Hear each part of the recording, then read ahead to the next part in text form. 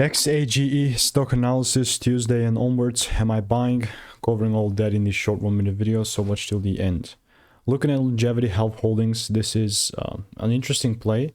To be very honest, like the only way that I was looking to kind of play this was still to take it down, and when it was up, you know, like obviously that delivered, then tended to go up yet again. I'm gonna just mark down the previous lows, and now this is the range that we're in,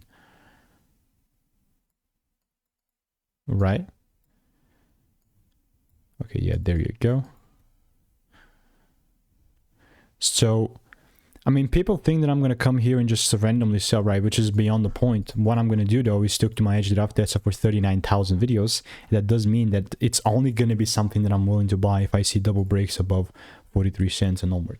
So, I will continue to keep you updated. This is not financial advice. And if you want to make more money trading in a simple, lean way, then just click the first link in the description.